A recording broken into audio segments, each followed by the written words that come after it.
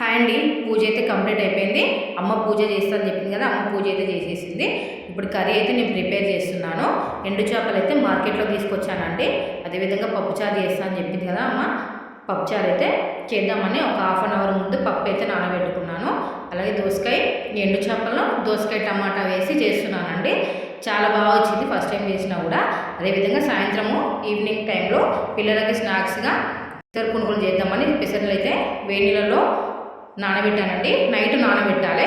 Night నానబెడితే morning వేసుకోవచ్చు. Evening చేసే వాళ్ళైతే వేడి నీళ్ళలో ఈ విధంగా మధ్యాహ్నం టైంలో వేడి నీళ్ళలో ఒక 2 గంటలు నానబెడితే సరిపోతుందండి.